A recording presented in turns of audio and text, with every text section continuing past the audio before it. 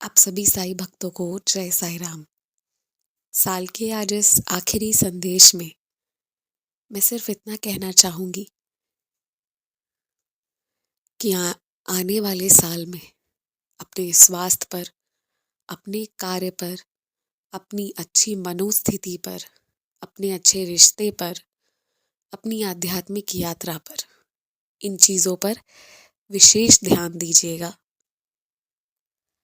साल के इस आखिरी संदेश में मैं उन तमाम लोगों से माफ़ी मांगना चाहूँगी जिनका मैंने जाने अनजाने दिल दुखाया। और मैं आज आप सब से ये आशा करती हूँ कि आज आप सब भी उन सारे लोगों को माफ़ करेंगे जिनकी बातों को आपने दिल में लगा कर रखा है। अगले साल गिले शिकवे के साथ प्रवेश नहीं करेंगे। साल के इस आखिरी संदेश में मैं ये कहना चाहूँगी कि कभी भी जीवन में कठोर से कठोर परिस्थिति भी क्यों ना आ जाए, जब लगने लगे कि कोई भी चीज़ काम नहीं कर रही है, एक उम्मीद की जरा सी किरण भी नजर ना आए ना, फिर भी जहां है जैसी स्थिति में एक बार एक आखिरी मगर पूरी श्रद्धा से जय साईं राम कहकर कोशिश जरूर कीजिएगा। और याद रखिएगा कि आपकी जान, आपका होना बहुत कीमती है। आपके अस्तित्व से बड़ा और कुछ भी नहीं है। तो ऐसे किसी काम के प्रति मन में इतनी चिंता नहीं पालनी है कि जीवन से ही मन हट जाए। ऐसा कोई काम नहीं करना है और अपने जीवन में ऐसा कोई काम होने नहीं देना है। साल के इस आखिरी संदेश में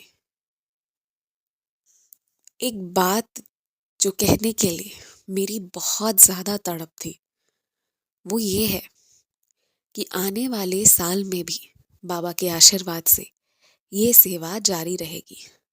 साई संदेश, साई अनुभव, ये सारी सेवाएं बाबा जब तक करवाए, जैसे करवाए वैसी होती रहेगी।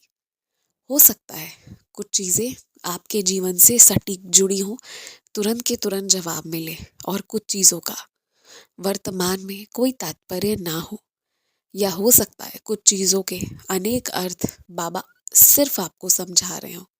जो भी हो, जैसा भी हो, मगर साई संदेश आप सबके समक्ष प्रस्तुत करने का मेरा एक ही उद्देश्य रहा है और आगे भी रहेगा। वो ये है कि चाहे टूट जाओ, एक बार को बिखर भी जाओ, मगर बाबा के शरण में रहो, पुनः प्रयास करो, और कोई भी नकारात्मक विचार मन में आए तो तब के तब उसे लौटा दो। आने वाले नव वर्ष में मैं भक्तों के लिए बाबा के आशीर्वाद से बहुत सी सेवाएं करने जा रही हूँ, और उसमें मुझे आप लोगों का भी योगदान चाहिए। योगदान मुझे धन से नहीं चाहिए, योगदान मुझे आपके शब्दों से, आपके अंतरात्मा से जो आवाज़ आ रही है, जो बात है, उस माध्यम से मुझे चाहिए। और हो सकता है कि योगदान श्रम के रूप में भी हो। मैं आशा करूँगी कि सारे साई भक्त मिलकर, हम सभी लोग मिलकर, पूरी सृष्टि की जिम्मेदारी नहीं लेते हैं, वो तो बाबा हैं, पर अपने आसपास एक प्रयास जरूर करेंगे साईमय बनाने का हर एक चीज को। साल के इस आखिरी संदेश में मैं आप सबके लिए बहुत सारी प्यार, दुआएं, प्रार्थनाएं भेज रही हूँ।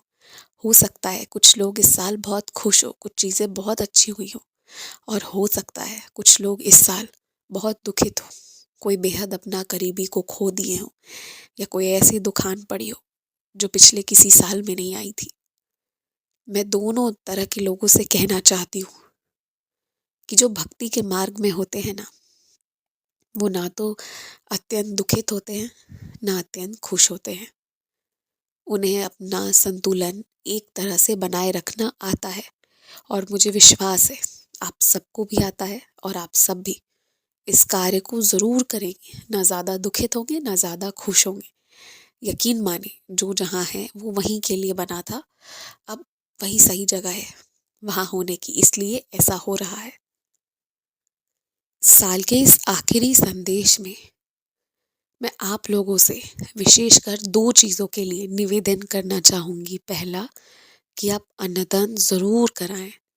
आपके सारे कष्ट, सारी इच्छाएँ, जो भी आप चाहते हो ना, आपकी सारी चाहतें पूरी होंगी, सारे कष्ट दूर होंगे। अन्नदान कराएँ, वो बाबा को अत्यंत प्रिय है। और दूसरी वो, कि इस साल आप सब जो मुझे सुनते हैं, एक संकल्प लें कि ज़्यादा नहीं भी तो महीने में एक अनुभव आप भेजेंगे। और मैं इस बार इस जो अनुभव का ये श्रृंखला चला रहा है, इसे बहुत गंभीरता पूर्वक करना चाहती हूँ। मैं चाहती हूँ कि इस साल हम इतने सारे अनुभव सुने, इतने अनुभव सुने ना, कि हमने जो बाबा के अभी अनेकों रूप देखे नहीं हैं, उनके दर्शन किए नहीं हैं, वो इस माध्यम से करें और सत्संग करें।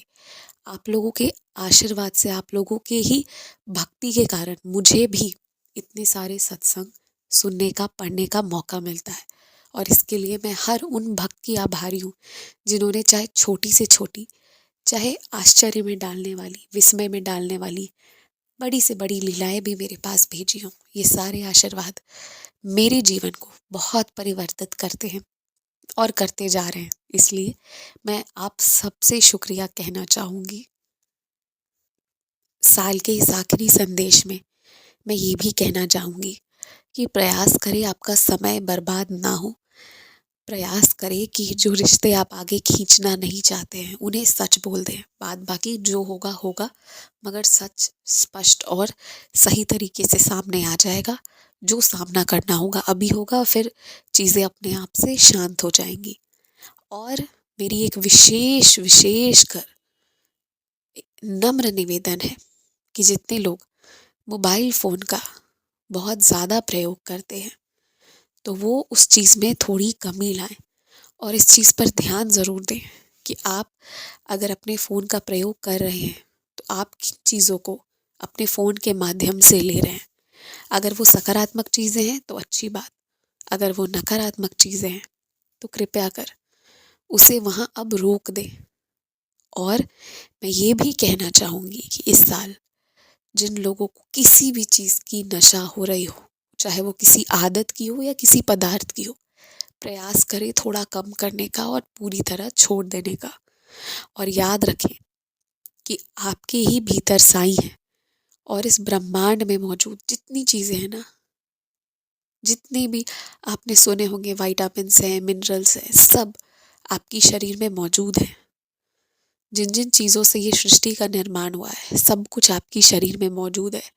कुछ चीज़ें अधिक मात्रा में, कुछ चीज़ें बहुत कम मात्रा में। तो आप इस सृष्टि से अलग नहीं है, इसका हिस्सा है। अगर आप कुछ चाह जाएंगे ना, तो वो आपको मिलकर रहेगा, ये तय है। इसलिए हिम्मत ना हारें, आगे बढ़ें, खुश रहें, सबको ब्लेस करें, सबकी ब्लेसिंग्स लें, सबको फॉरगिव करें, और जिससे माफ़ी मांगना है उसे सॉरी कहें, थैंक यू अपने शब्द में, अपने वाक्यों में रखें, अपनी फीलिंग्स को इजहार करें, सबसे प्रेम करें, हर प्राणी में साईं दर्शन करें। जय साईं राम, जय साईं राम।